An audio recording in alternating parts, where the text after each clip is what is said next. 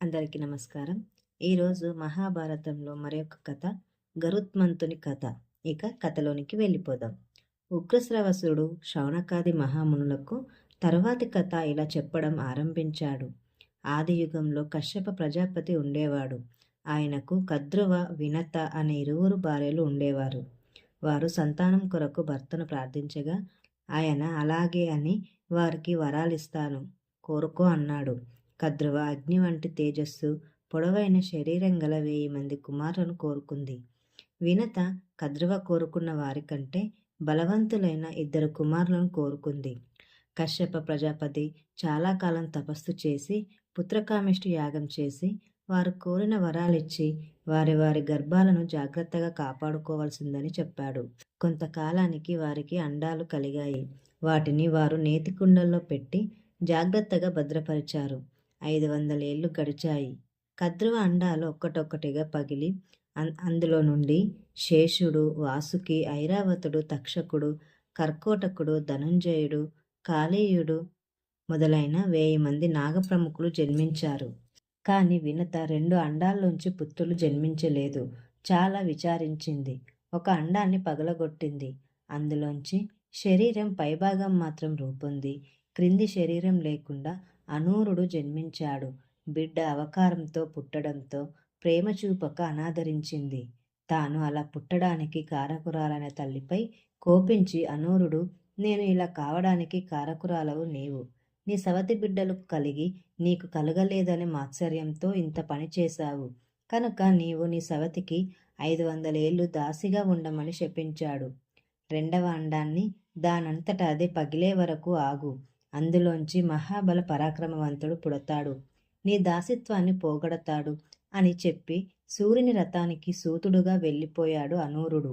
వినత అండాన్ని కాపాడుకుంటూ ఉంది. ఆ సమయంలో దేవతలు, రాక్షసులు అమృతం కొరకు సముద్రాన్ని మదించడానికి పూనుకున్నారు. ఇంద్రునితో సహా అందరూ బ్రహ్మ, విష్ణు, మహేశ్వరులను సందర్శించారు. వీరు కలిసి మేరు పర్వతం మీదికి చేరి సముద్రాన్ని మదించడం ఎలా, కవ్వంలా దేనిని ఉపయోగించాలి, దానికి కుదురుగా దేనిని ఉంచాలి అని సమాలోచన చేశారు. కార్యనిర్వహణ యావత్తు బ్రహ్మ, విష్ణువుల మీద వేసుకున్నారు. వారు మొత్తం పర్వతాల పొడవెంతో అంత పొడవైన మందర పర్వతాన్ని కవ్వంగా నిర్ణయించారు. వారి ఆజ్ఞపై అనంతుడు దానిని పెరికాడు. దాని ఎత్తు 11 యోజనాలు, పాతు అంతే. దానిని సముద్రంలో నిలిపారు. దానికి కుదురుగా ఆదికూర్మాన్ని నియమించారు. కవ్వపు త్రాడుగా వాసుకిని నియమించారు. సముద్ర మదనానికి పూనుకున్నారు. వాసుకి తలవైపు అసురులు, తోకవైపు దేవతలు పట్టుకున్నారు. భూమి యావత్తు అల్లల్లాడిపోతోంది. దేవరాక్షసులు జీవసత్వాలు ఉడిగిపోతున్నాయి. ఆదినారాయణుడు వారికి అమితమైన శక్తిని ప్రసాదించాడు. రెట్టించిన ఉత్సాహంతో మదిస్తున్నారు. మదింపగా 4 వైపులా అగ్నిగోళాలు వెదజిల్లుతూ భయంకరమైన విషం పుట్టుకొచ్చింది. పుట్టిన దానిని పుట్టినట్లు పరమేశ్వరుడు దానిని మృంగి తన కంఠస్థానంలో నిలుపుకున్నాడు. ఆ తరువాత అమృతం, జ్యేష్ఠ, చంద్రుడు, శ్రీలక్ష్మి, ఉచ్ఛస్రవం, కౌస్తుభం, ధన్వంతరి మొదలైన అనేకం ఉద్భవించాయి. అందులో ముల్లోకాల వారి మెప్పు పొందిన శ్రీలక్ష్మి, కౌస్తుభం నారాయణుని వక్షస్థలాన్ని అలంకరించాయి. ఉచ్ఛస్రవం ఇంద్రుని ఇలాకాలో చేరింది. ఇంతలో అమృతాన్ని అసురులు ఆధీనం చేసుకున్నారు. గమనించాడు శ్రీమన్నారాయణుడు. శ్రీరూపు దాల్చాడు. సమ్మోహితుల్ని చేశాడు. వారి నుండి అమృతాన్ని కైవశం చేసుకున్నాడు. దేవతలకిచ్చాడు. వారు దానిని వినియోగిస్తున్నారు. రాహువు దైవవేషంలో వారి పంక్తిని చేరి అమృతం గ్రహిస్తున్నాడు. సూర్యచంద్రులు ఈ వైనం గమనించారు. నారాయణునికి నివేదించారు. అమృతం రాహువు గొంతు దిగబోతుండగా నారాయణుడు చక్రాయుధంతో అతని తల తెగనరికాడు. అయితే అప్పటికే అమృత స్పర్శ సోకినందువలన అతని శిరస్సు నశింపజేయలేదు. నాటి నుండి రాహువుకు సూర్యచంద్రులకు శాశ్వత శత్రుత్వం ఏర్పడింది. అమృతం అందిరాకపోవడంతో అసురులు అమరులపై ఆగ్రహించారు. తమ ప్రభువు బలిచక్రవర్తితో సమాలోచన చేశారు. దేవతలతో పొద్దు వద్దనుకున్నారు. పోరుకు సిద్ధమైనారు. రణం ఘోరమైంది. ఇంద్రుడు కలతపడ్డాడు. ఉపేక్షించి ఉపయోగం లేదని నరనారాయణులు యుద్ధానికి ఉపక్రమించారు. నరుని బాణాలు రాక్షసుల్ని కమ్మివేశాయి. నారాయణుడు చక్రాయుధాన్ని ప్రయోగించాడు. తెగిపడుతున్న రాక్షసుల తలలతో భూమి కంపించిపోతుంది. వారిరువురు ముందు ఆగలేకపోయింది రాక్షస బలగం. చావగా మిగిలిన వాళ్ళు సముద్రంలో చొరబడ్డారు. నరనారాయణులకు జేజేలు పలికింది దేవతాకోటి. మందర పర్వతాన్ని యథాస్థానంలో ఉంచారు. అమృతాన్ని కాపాడే బాధ్యత అమరేంద్రునికి అప్పజెప్పారు. అలా అమృతం అమరావతికి చేరింది. అమృతంతో పుట్టిన ఉచ్ఛస్రవం ఒక రోజున సముద్ర తీరాన తిరుగాడుతుంది. అక్కడికి వచ్చారు కద్రు వినతలు. సముద్రంలో అలలు ఎగిసి పడుతున్నాయి. ముత్యాల్లాగా ప్రకాశిస్తున్నాయి. నీటి తుంపర్లు చల్లని గాలితో ఆ ప్రాంతమంతా ఎంతో హాయిని గొల్పుతోంది. సవతులిద్దరూ ఆ సాయంకాల వేళ ఆనందంతో తిరుగాడుతున్నారు. సముద్రపు నురుగు కంటే కూడా ఎంతో తెల్లగా ఉన్న ఆ గుర్రం వారి కంటపడింది. కద్రువ వినతితో, చూడవే, ఆ గుర్రం ఎంత తెల్లగా ఉందో. అంత తెల్లగా ఉన్న గుర్రానికి చంద్రుడిలో మచ్చలాగా దాని తోక చూడు ఎంత నల్లగా ఉందో అన్నది. దానికి వినత ఒక నవ్వు నవ్వి, అక్క, నీవే కళ్ళతో చూస్తున్నావు. అంత తెల్లగానే ఉంటే నీకు నలుపెక్కడ కనబడిందే మా తల్లి అన్నది. దానికి కద్రువ, ఏమిటేమిటే, అంత తెల్లగా ఉందా? నలుపు లేనే లేదా? ఉంటే నీవు నాకు దాసిగా ఉండాలి. అంతా తెల్లగా ఉందో నేను నీకు దాసినవుతాను, పందెమేనా అన్నది. సై అంటే సై అనుకున్నారు అక్కా చెల్లెలిద్దరూ. అయితే వెళ్ళి చూద్దాం పద అంది వినత. ఇప్పుడంత సమయం లేదు, చీకటి పడుతోంది. మన ఇంటాయనకు చేయవలసిన పనులు చెక్కబెట్టాలి. రేపు వచ్చి చూద్దామంది కద్రువ. సరే అనుకుని ఇంటికెళ్ళారిద్దరూ. వెళ్ళడమైతే వెళ్ళింది కద్రువ. కానీ ఓటమి భయం పట్టుకుందామకు. ఎందుకంటే గుర్రం ఎలాగూ తెల్లనిదే. తెల్లవారి వెళ్ళి చూస్తే తన బ్రతుకు తెల్లారిపోతుంది అని అనుకుంది కద్రువ. బ్రతికినంత కాలం వినతకు ఊడిగం చేయక తప్పదు. ఈ అపాయాన్ని ఎలా అధిగమించడము అని ఆలోచించింది. కుమారులను పిలిచింది. తనను ఆదుకోవాలంది. తనకు వినతకు మధ్య జరిగిందంతా చెప్పింది. ఎలాగైనా తోక నల్లగా కనబడేటట్లు చేయాలి. కామచారులు మీరు ఏమైనా చేయగలరు. మీకు అసాధ్యమైనదేమీ కాదిది అని చెప్పింది. అదేమన్నమాట, ఇది అధర్మం కదా. అమ్మ చెబితే మాత్రం అధర్మానికి నెట్టుకోవచ్చునా? ఇందు తగదు. అతివలను తెలివి లేని వారని లోకం అనేది అని వారిలో వారు ఆలోచించుకొని ఆమె చెప్పినట్లు చేయడానికి అంగీకరించలేదు. ఎక్కడా లేని కోపం వచ్చింది కద్రువకు. కన్న బిడ్డలని కూడా చూడక రానున్న కాలంలో జనమేజయుడు చేసే సర్పయాగంలో పడిచేస్తారు మీరంతా అని శపించింది. శాపానికి భయపడ్డ కర్కోటకుడు తల్లి చెప్పిన విధంగా నల్లని రూపుదాల్చి గుర్రం తోక పట్టుకుని వేలాడాడు. ఉదయాన్నే వెళ్ళి చూశారు కద్రు వినతలు. తోక నల్లగా ఉంది. ఇంకేం, వినత కద్రువకు దాసి అయింది. అలా 500 ఏళ్లు గడిచాయి. అంతకాలం తర్వాత వినత రెండవ అండం అవిసింది. మహా తేజశాలి గరుత్మంతుడు జన్మించాడు. జన్మించడమేమి, రెక్కలు విదిలించి ఒక్కసారిగా ఆకాశానికి ఎగిరాడు. రెక్కల విదిలింపుకు విసిరిన గాలికి కొండలు అల్లాడిపోయాయి. మహా సంతోషపడింది వినత. ఆశ్చర్యపోయారు దేవతలు, మునులు. కల్పాంతంలో ఏర్పడే అగ్నిశిఖలు తప్ప మరోటి కాదనుకున్నారు అతడి తేజస్సును చూసి. అలా అలా కొంతసేపు ఆకాశంలో విహరించి వజ్రఘాతానికి గురికాని కులపర్వతంలాగా రివ్వున వచ్చి వాలాడు తల్లి చెంత. నమస్కరించాడు తల్లికి. ఇదంతా చూస్తూనే ఉంది కద్రువ. అతని జవసత్వాలు చూసి ఓర్చుకోలేకపోయింది. కటకట పడింది. దగ్గరకు పిలిచి, చూడు అబ్బాయి, నా కుమారులను ఎత్తుకొని తిప్పుతూ ఉండు. వాళ్ళేం చెబితే అది చేస్తూ ఉండు అంటూ రాజసంగా ఆజ్ఞాపించింది. ఏం చేస్తాడు పాపం, కన్నతల్లి కూడా అలాగే కానిమ్మంది. పెద్దల్లి చెప్పిన పనులన్నీ కాదనకుండా చేస్తున్నాడు. సర్పాలను తన వీపు మీద పెట్టుకొని తిప్పుతున్నాడు. అరణ్యాలు, మహాద్వీపాలు, కొండలు ఒకటని లేదు, నలుదిశలా ఉన్న ఊళ్ళన్నీ తిప్పుతున్నాడు. ఒకనాడు సప్తవాయు వేగంతో సూర్యమండలం దాకా తీసుకెళ్లాడు. ప్రచండమైన వేడిమికి తాళలేక నేల మీద పడి మూర్ఛపోయాయి సర్పాలు. గరుడను కోపించింది కద్రువ. ఇంద్రుణ్ణి ప్రార్థించి కుమారులను స్వస్థతపరిచింది. ఆ రోజు నుండి వినత చేత గరుడుని చేత వల్లమానిన పనులను చేస్తూ వేధింపసాగింది.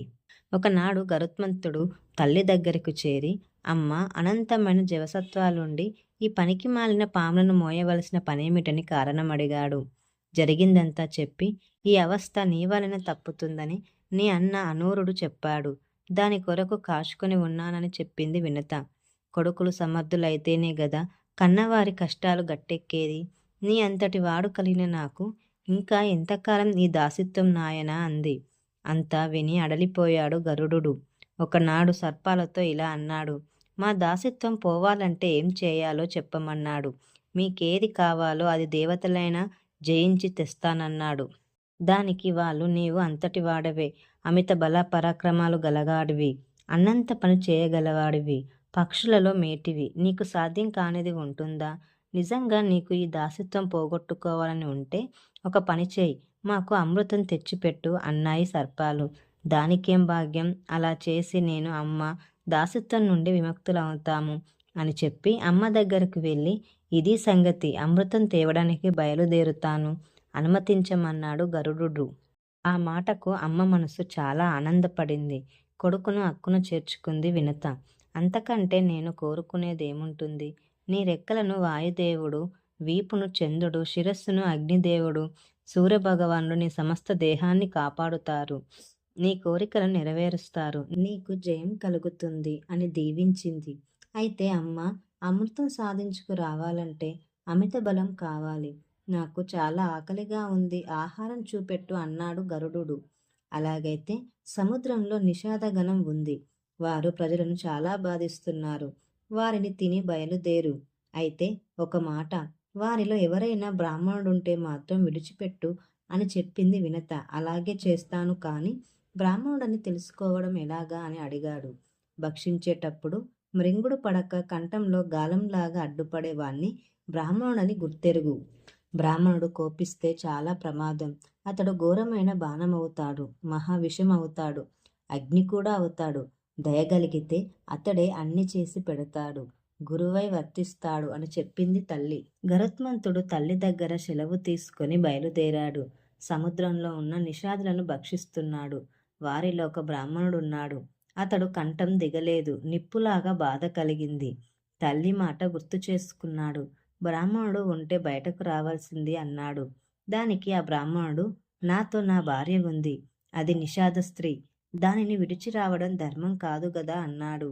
అదేమన్నమాట, బ్రాహ్మణుని చేరిన అపవిత్రులు కూడా పవిత్రులవుతారు, కనుక నీవు నీ భార్యతో సహా బయటకు రావాల్సిందని చెప్పాడు గరుత్మంతుడు. బయటకు వచ్చి వారు తమ దారిన తాము వెళ్ళారు. నిషాదులను భక్షించి పిమ్మట గరుడు ఆకాశంలో ప్రయాణిస్తూ గంధమాదన పర్వతం మీద తపస్సు చేసుకుంటున్న తన తండ్రి కశ్యప మహర్షిని చూసి దిగివచ్చి నమస్కరించి, అయ్యా, తల్లి దాస్యం పోగొట్టడానికి అమృతం కోసం బయలుదేరాను. నిషాదుల్ని భక్షించాను, అయినా ఆకలి తీరలేదు. ఏదైనా ఆహారం పెట్టమని అడిగాడు. కుమారుని సంకల్పానికి మెచ్చుకొని ఆయన ఇలా అన్నాడు. అలాగైతే ఒక పని చెయ్యి. విభావసుడు, సుప్రతీకుడు అని ఇద్దరు సోదరులుండేవారు. ఒకరోజు తమ్ముడు అన్నతో ఆస్తిని పంచి ఇవ్వమన్నాడు.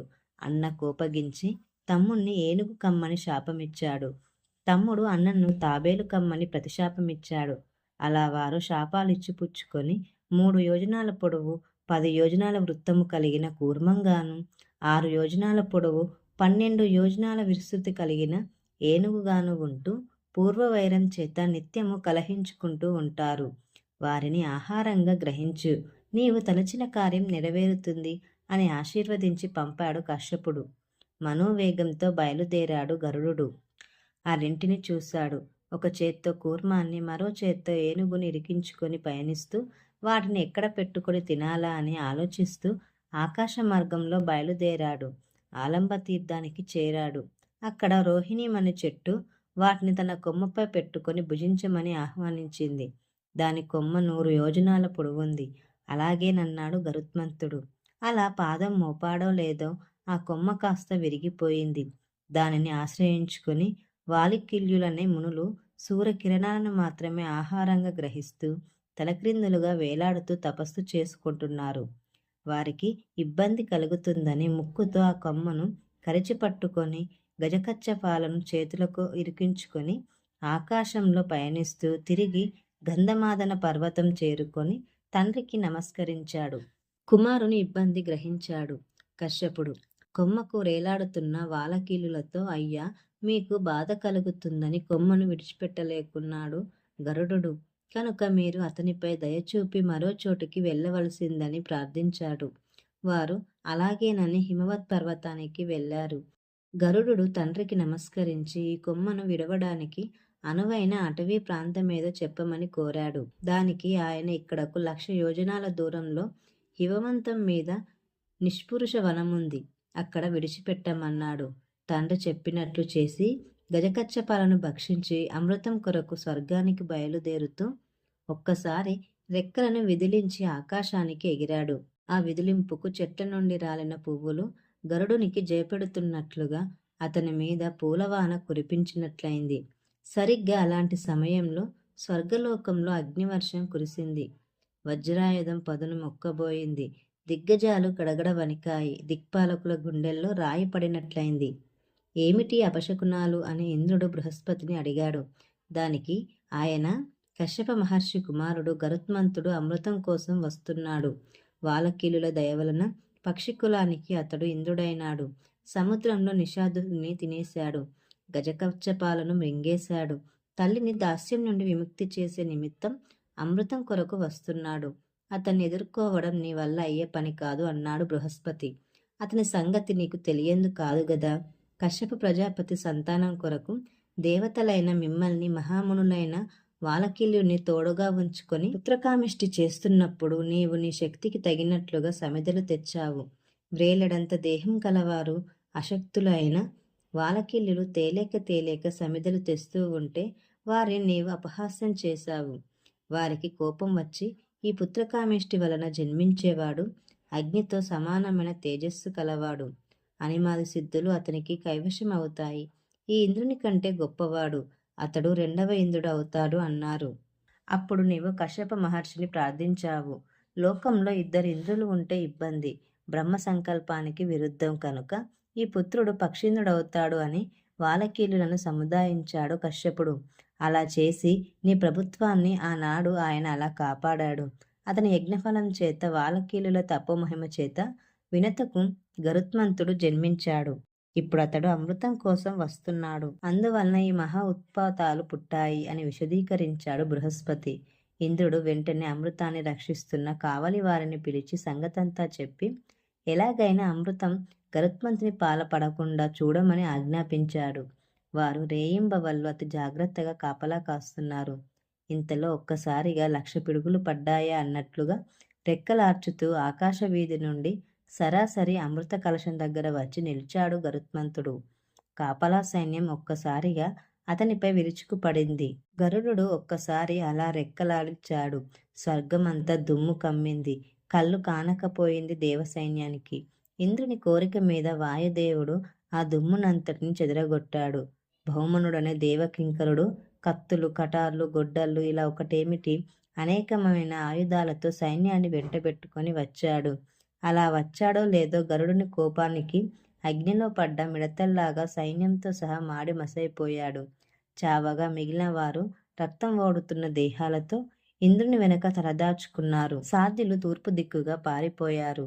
వసువులు, రుద్రులు దక్షిణ దిక్కుగా పారిపోయారు. ఆదిత్యులు, అశ్వినులు పడమటి దిక్కుగా పారిపోయారు. వరుణుడు, పవనుడు, కుబేరుడు, యముడు మొదలైన వారంతా ఉత్తర దిక్కుకేసి పారిపోయారు. రేణుడు, క్రతనుడు, ప్రతిహుడు, పరుజ్యుడు, అశృంకుతుడు ఇత్యాది గల అమృత రక్షక ప్రముఖులందరినీ తన గోళ్లతో చీల్చి చెండాడాడు గరుత్మంతుడు. అతని ప్రతాపం ముందు ఎవరు నిలవలేకపోయారు. ఆ విధంగా అందరినీ జయించి అమృత కలశం ఉన్న స్థానానికి వెళ్ళాడు. దాని చుట్టూ గాలి తాకిడికి ఆకాశాన్నంటుతున్న శిఖలతో అగ్ని మండుతుంది. క్షణంలో సకల నదీ జలాలను పుక్కిట పట్టి తెచ్చి దానిపై గుమ్మరించాడు గరుత్మంతుడు. అగ్ని అయితే చల్లారింది. కాని దేవతలు దాని చుట్టూ రక్షణగా వాడి అంచులతో తిరిగే చక్రాన్ని ఏర్పాటు చేసి ఉన్నారు. గరుడు సూక్ష్మదేహంలో దానిలో గుండా ప్రవేశించాడు. ఆ చక్రం కింద ఘోర వికారములైన ముఖాలతో విద్యుతాగ్నిని పోలిన విషాన్ని వెళ్ళగక్కుతున్న కన్నులతో అమృత కలశం ధరికి ఎవరిని చేరనివ్వకుండా 2 సర్పాలు కాపలా కాస్తున్నాయి. రెక్కలార్చాడు. ధూళి వాటి కళ్ళను కప్పేసింది. వాటి తలలను అనగదొక్కి అమృతాన్ని దక్కించుకొని ఆకాశానికి ఎగిరిపోయాడు గరుత్మంతుడు. ఆ విధంగా దేవతలను జయించి అమృతాన్ని చేజిక్కించుకున్న అతడు దానిని త్రాగలేదు. అతని బలానికి, సత్వ సంపదకు స్వాధీనమైన అమృతాన్ని త్రాగని అతని స్థైర్యానికి ఎప్పటి నుంచి ఎక్కడ నుంచి గమనిస్తున్నాడో మహావిష్ణువు చూసి మెచ్చుకున్నాడు. సన్నిధానాన్ని ప్రసాదించాడు.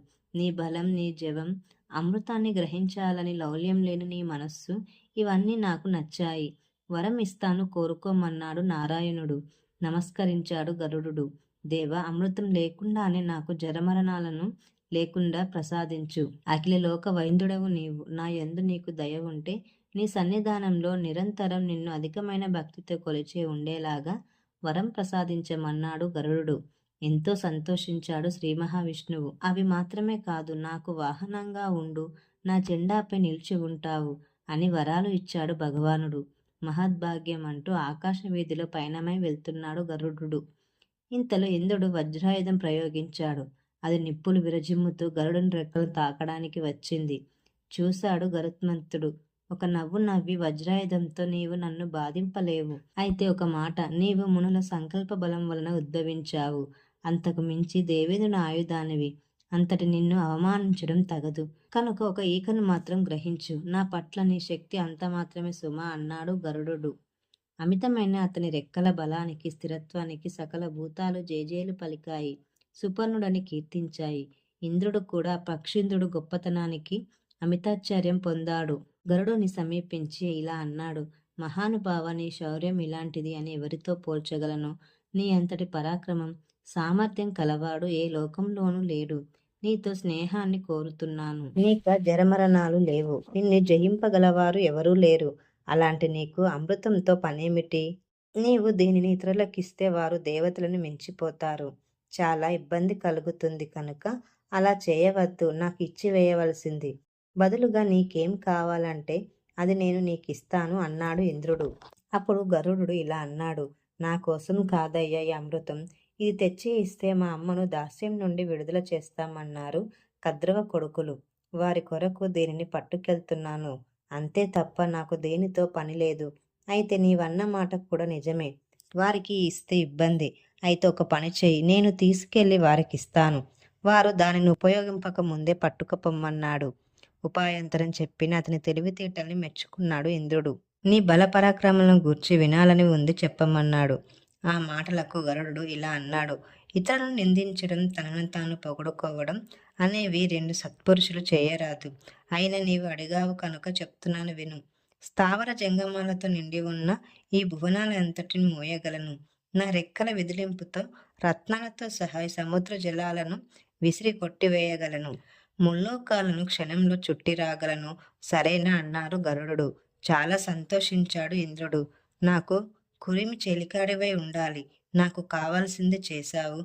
నీకు కావాల్సింది నేను చేస్తాను, చెప్పమన్నాడు. అలాగైతే ఆ కద్రవ పుత్రులున్నారే సర్పాలు, అవి నాకు ఆహారం అయ్యేటట్లు వరం ఇవ్వమన్నాడు. అయితే అంత మాత్రం నా వల్ల కాదని నిన్ను అడగడం లేదు. జగత్తు అంతటికి నీవు ప్రభువి. ఆ జగత్తులో ఈ సర్పాలున్నాయి కనుక నీ అనుమతి కోరుతున్నాను అన్నాడు గరుడు. చాలా సంతోషించాడు ఇంద్రుడు. అలాగే కానిమ్మన్నాడు. అమృతం తెచ్చి కద్రవపుత్రుల ముందు పెట్టాడు. మీరడిగిన అమృతం తెచ్చాను. మా దాసిత్వం తీరిపోయింది. ఇక సెలవు. స్నానాలు అవి చేసి అమృతాన్ని గ్రహించండి అన్నాడు వారితో. అమృతాన్ని దర్భలపై ఉంచి మహా సంతోషంతో స్నానాలు చేసి వచ్చారు నాగకుమారులు. ఈ లోపలి అమృతాన్ని ఎత్తుకుపోయాడు ఇంద్రుడు. లబోదిబోమన్నాయి సర్పాలు. ఎంతో కొంత అమృతం ఒలికి ఉండకపోతుందా అనుకొని సర్పాలు దర్భలను నాకాయి. వాటి నాలుకలు చీరుకుపోయాయి. అప్పటి నుండి సర్పాలు రెండు నాలుకలు గలవైనవి. అమృతం ఉంచడం చేత నాటి నుండి దర్భలు పవిత్రమైనాయి. ఈ సుపర్ఖ్యానం విన్నవారికి అధికమైన వైభవాలు కలుగుతాయి. పాపం క్షేమవుతుంది. పాముల వలన భయం ఉండదు. ఇంద్రుడు అలా అమృతాన్ని తిరిగి పట్టుకపోవడంతో సర్పాలు నిర్వేదంతో అక్కడి నుండి వెళ్ళిపోయాయి. శేషుడు మాత్రం తల్లి కద్రువ సోదరు చేసిన అధర్మానికి నొచ్చుకున్నాడు. చాలా కాలం నిష్ఠతో గంధమాదన బదరీవనంలో, గోకర్ణం, పుష్కరారణ్యం, హిమవత్ పర్వతం మొదలైన పుణ్య ప్రదేశాల్లో అనేక వందల వేల సంవత్సరాలు బ్రహ్మను గూర్చి తపస్సు చేశాడు. బ్రహ్మ ప్రత్యక్షమే వరం కోరుకోమన్నాడు. మా అమ్మ, కద్రువ సోదరులు వినత పట్ల, గరుత్మంతుని పట్ల చాలా మూర్ఖంగా, ధర్మం తప్పి అనుచితంగా ప్రవర్తించారు. వారు తప్పక ప్రతీకారం తీర్చుకుంటారు. ఇక నాకు సోదరులతోడి పొత్తు వలదు. వారి ప్రవర్తన నాకు అసహ్యం కలిగించింది. నేను ఇలాగే తపస్సు చేసుకుంటూ శరీరం విడిచిపెట్టేస్తాను అన్నాడు శేషుడు. బ్రహ్మ అతని ధర్మబుద్ధికి మెచ్చుకొని అదేమన్నమాట, నీవు సత్యాన్ని ధర్మాన్ని పాటించేవాడవు, ఎంతటి దాన్ని అయినా భరింపగల శక్తిమంతుడవు. అలాంటి నీవు ఈ భూభారాన్ని మోయవలసింది. ఇది ఇతరుల వలన అయ్యే పని కాదు. ఇక గరుత్మంతుడు గొప్ప వీరుడు, కశ్యపుడు, వాలకీయులు మొదలైన మహామునుల వరాలు పొందినవాడు, ఇంద్రుని జయించిన బలశాలి కనుక అతనితో మైత్రి నీకు అన్ని విధాల శ్రేయస్కరం అని చెప్పాడు. అదే మంచిదనుకున్నాడు. అలాగేనన్నాడు ఆదిశేషుడు. ఆనాటి నుండి భూమిని మోస్తున్నాడు. గరుత్మంతునితో బద్ధసఖ్యంతో ఉంటున్నాడు శేషుడు. దీనికి అనుసంధానంగా ఆస్తికుని కథ ఉంటుంది. ఈ కథ గనుక మీకు నచ్చినట్లయితే నా ఛానల్ని లైక్ చేయండి, మరి సబ్స్క్రైబ్ చేసుకోండి.